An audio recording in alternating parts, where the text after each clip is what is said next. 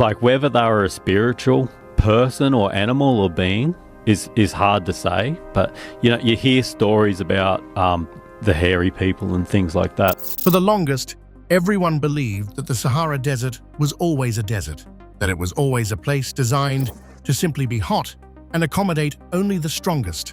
However, all that just changed with a recent discovery. Dated hundreds of years old, this new discovery in Tassili, Niger, could change what we know about human history. Join us in this video as we explore the new discovery that's sending mixed signals within the archaeological community and might change what we've always believed about evolution. The scary stories hidden in ancient Tassili, Niger artworks. In 1910, researchers discovered that Tassili, Niger held one of the largest and most significant collections of prehistoric rock art in the world. Some of the earliest works date back nearly 12,000 years, to the 10th and 9th millennia BC during the early Neolithic era, near the end of the last ice age. At that time, the Sahara was not the harsh desert we know today, but a fertile savanna rich with life. So far, archaeologists have identified around 15,000 engravings and paintings across the plateau. These artworks portray a vivid world filled with antelopes, crocodiles, massive herds of cattle, and scenes of people hunting, dancing, and performing daily activities. Many of the oldest carvings depict animals that once roamed the Green Sahara during the early Holocene period more than 10,000 years ago, created by hunter-gatherer communities that lived in the region. Around 7,550 years ago, these same groups began creating painted figures as well. Their art includes some of the oldest and largest paintings in Africa, with certain human figures reaching heights of up to 5 meters. One of the most striking features of these paintings is the appearance of mysterious floating figures with large, round, featureless heads. The way these beings seem to hover across the rock surface has fascinated researchers for decades. Many scholars believe the locations where these images appear may have been sacred spaces used for rituals and ceremonies. As life in the region changed, so did the artwork.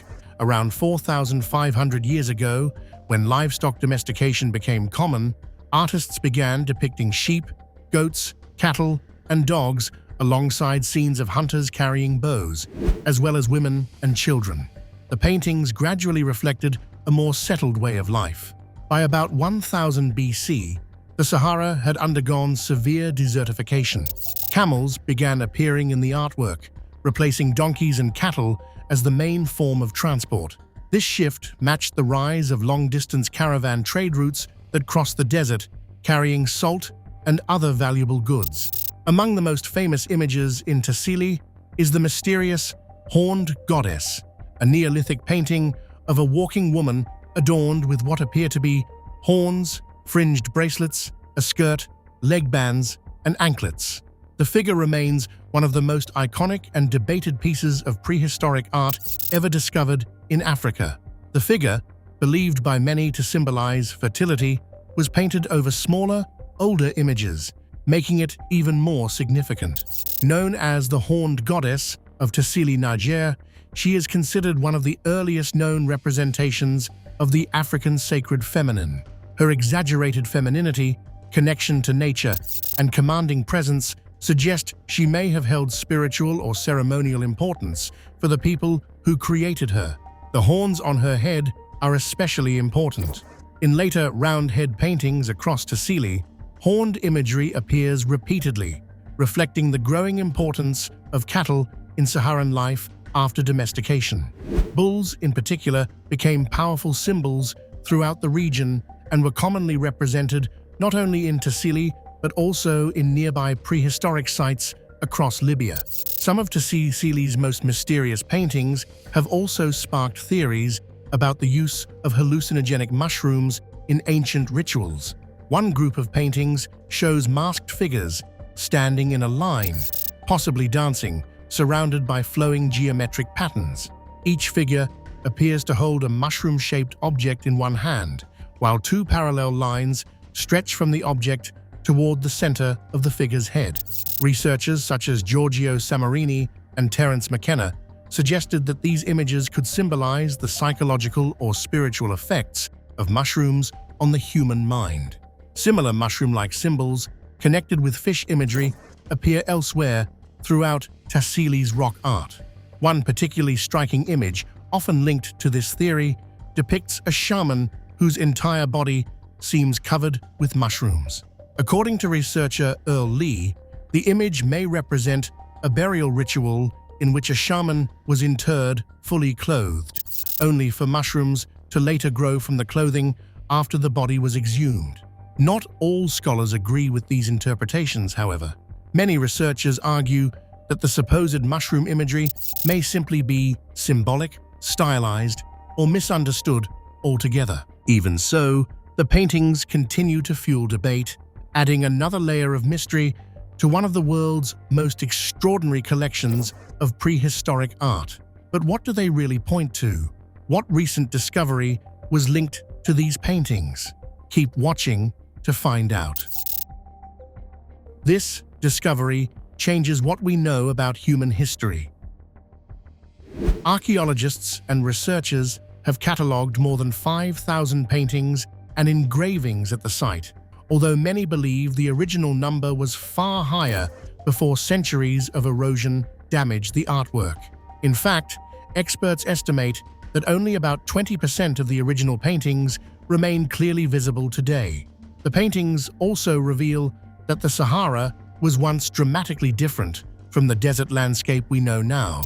Between 4,000 and 6,000 years ago, and even earlier in some periods, the region supported abundant wildlife, rivers, wetlands, and grasslands. The cave art depicts animals such as giraffes, ostriches, elephants, oxen, crocodiles, hippos, and other species that could only survive in a much wetter environment. Many specialists consider Tassili's artwork one of the most important collections of prehistoric rock art ever discovered. Some paintings are estimated to be between 10,000 and 15,000 years old. What makes them even more remarkable is their use of multiple colors. While prehistoric cave art from many regions was often created using a single pigment, the artists of Tassili used varied shades and techniques, giving the paintings an unusual richness and complexity. Supporters of the ancient astronaut theory point especially to the famous round-head figures, large, floating human-like beings with oversized heads and featureless faces. To some, these resemble astronauts in helmets or protective suits. Mainstream archaeologists, however, generally interpret the images as symbolic, spiritual, or ceremonial representations tied to the beliefs and rituals of the prehistoric communities who lived there. In the language of the local Tuareg people, the name Tassili Naja means land of many rivers, a surprising name for a place now surrounded by endless sand and extreme dryness. But thousands of years ago, the Sahara looked completely different. It was once a fertile land filled with rivers, grasslands, and abundant wildlife. Proof of this lost world still survives high above the desert floor, painted onto the rocky walls of the plateau more than 2,000 feet above sea level. Some of these ancient artworks are nearly 8,000 years old and offer an extraordinary glimpse into how life in the Sahara evolved over centuries. Remarkably, the Sahara only became the massive desert we recognize today around 2,000 years ago. Since then, the sands have continued spreading across northern Africa, gradually swallowing the rivers, wildlife, and fertile landscapes that once supported thriving human civilizations. There are many fascinating details surrounding the cave paintings of Tassili Naja. Even today, nomadic groups say the caves provide a surprisingly suitable environment for living. The paintings themselves suggest that the region was once rich with rivers, dense vegetation, wildlife, and plant life, a dramatic contrast to the barren Sahara seen today. Researchers believe many of these natural features once existed close to the caves themselves. The artwork also appears to document the changing lifestyles of the people who inhabited the region across different historical periods. Some paintings from around 7000 BC depict hunting and fishing scenes, while later images from roughly 4000 BC focus more on animal husbandry and cattle herding. By around 1500 BC, horses began appearing in the artwork, suggesting the rise of domestication and new forms of transportation. Despite the wealth of paintings, many mysteries still surround the ancient inhabitants of Tassili. Archaeologists have struggled to find burial sites in the region, leaving many questions unanswered about the people who created the artwork and what ultimately happened to them. However, mainstream archaeologists remain cautious about such interpretations. What descendants of the Tassili Naaja people still survive today? What is their story? Let's see. Identifying the Tassili Naaja descendants. Tuareg. The Tuareg are a Berber ethnic group traditionally known for their nomadic lifestyle across the Sahara Desert. For centuries, they have traveled vast stretches of North and West Africa, inhabiting regions that extend from southwestern Libya and southern Algeria through Niger and Mali into Burkina Faso and northern Nigeria, with smaller communities also found in Chad and Sudan. Worldwide, their population is estimated to be between 4 and 5 million people. The Tuareg speak several closely related languages collectively known as the Tuareg languages, including Tamashek, Tamahak, Tamajek, and Tawalemet. These languages belong to the Berber branch of the Afro-Asiatic language family, one of the oldest language groups in Africa and the Middle East. Traditionally, the Tuareg have been semi-nomadic pastoralists, moving across the desert with herds of camels, goats, and cattle in search of grazing land and water. Their mobility allowed them to survive in one of the harshest environments on Earth, while maintaining extensive trade and cultural networks across the Sahara. Most Tuareg people practice Islam, and historically, they played an important role in spreading Islam throughout North Africa and the Sahel region. Their ancestry reflects the long history of migration and cultural exchange in the Sahara, combining indigenous North African Berber roots with influences from the Middle East, Sub-Saharan Africa, and even ancient Mediterranean populations. Some historians also connect the origins of Tuareg identity to the decline of the ancient Garamantes civilization, which flourished in what is now Libya between the 1st millennium BC and the 5th century AD. Tuareg society has traditionally been organized into clans and political confederations, with complex social hierarchies and caste systems shaping community life. Over the centuries, they became influential guardians of the trans-Saharan trade routes, controlling caravan networks that transported salt, gold, textiles, and other valuable goods across the desert. Because of their strategic position in the Sahara, the Tuareg have also played major roles in regional conflicts during both the colonial and post-colonial periods.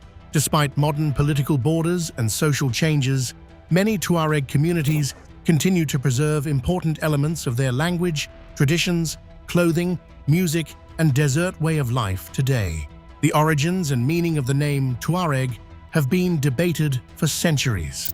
Many scholars believe the word Tuareg comes from Twa at G, itself derived from the plural form of Tagi, a term that once meant inhabitant of Targa. Targa was the Berber name for the region now commonly known as Fezzan in Libya. In the Berber language, Targa means drainage channel or river channel, a reminder that parts of the Sahara were once far wetter than they are today. Another theory suggests the name comes from the Arabic term Tuarik, the plural of Tariki. Over time, Arabic and Berber influences blended together, shaping the different names used for the Tuareg across North Africa. Within their own culture, however, the Tuareg use several self-designations. A Tuareg man is traditionally called Amajag, with regional variations such as Amasher or Amahag, while a woman is called Tamajak or Tamashek. Though the spellings vary depending on dialect, they all share the same linguistic root connected to the idea of free people or free men. Historically, this term referred mainly to the noble classes within Tuareg society, rather than to artisan groups or enslaved communities. Two other important self-identifiers are Kel Tamashek, meaning those who speak Tamashek, and Kel Tagalmust, meaning the veiled people. This latter name refers to the Tagalmust, the indigo-dyed veil traditionally worn by Tuareg men. Because the deep blue indigo dye often rubbed off onto the skin, European travelers later gave the Tuareg the nickname the Blue People of the Sahara. The striking blue veils became one of the most recognizable symbols of Tuareg identity.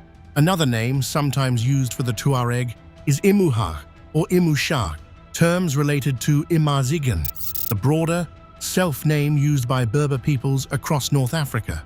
The word Imazigan itself is commonly interpreted as meaning free people or noble people, reflecting the deep cultural importance of independence and freedom within Berber identity and Tuareg tradition.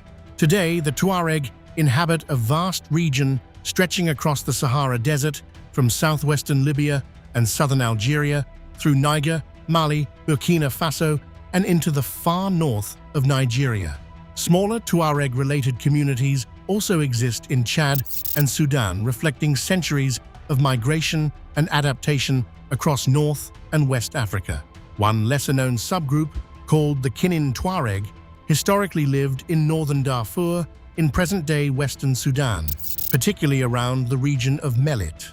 Another Kinin community settled around the city of Abéché in eastern Chad during the early 20th century.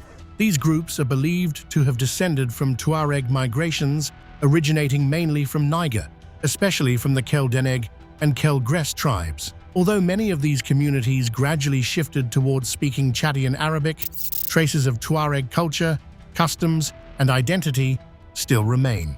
How vast has the Tuareg people spread since their inception? What unique cultural traits do they have? Keep watching to find out. How they've survived for centuries.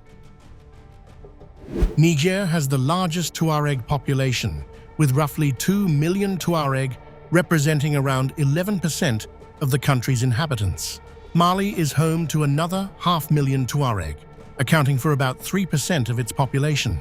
In northeastern Mali, particularly in the Kidal region, the Tuareg form the majority ethnic group. The Tuareg traditionally speak several closely related languages, collectively referred to as the Tuareg languages, including Tamashek, Tamajek, and Tamahak, depending on the region and dialect. These languages belong to the Berber branch of the Afro-Asiatic language family. Linguists estimate there are around 1.2 million speakers of Tuareg languages today, with nearly half speaking Eastern dialects such as Tamajak and Tawalamat. Estimating the exact number of Tuareg speakers in each country remains difficult because language use varies widely. For example, some estimates suggest the Tuareg make up less than 1% of Mali's total population, while a much larger percentage of people in certain northern regions speak Tamashek as their primary language. This reflects the complex cultural and linguistic diversity of the Sahara, where identity, language, and migration have evolved over centuries. According to Tuareg tradition, the ancestors of the Tuareg migrated southward from the Tafilaut region into the Sahel under the leadership of a legendary queen named Tin Hinan, who is believed to have lived sometime between the 4th and 5th centuries AD. She remains one of the most important figures in Tuareg history and identity. Her monumental tomb, estimated to be around 1,500 years old, still stands at Abalessa in the Hogar Mountains of southern Algeria. Archaeologists discovered traces of inscriptions written in Tifinagh, the traditional Libico-Berber script of the Tuareg, on the walls of the ancient sepulchre, further linking the site to early Tuareg civilization. Historical references to the Tuareg appear in written records dating back at least to the 10th century. Several prominent scholars and travelers documented encounters with them across the Sahara. Among them were Ibn Hawqal, al-Bakri, Muhammad al-Idrisi, Ibn Battuta, and Leo Africanus.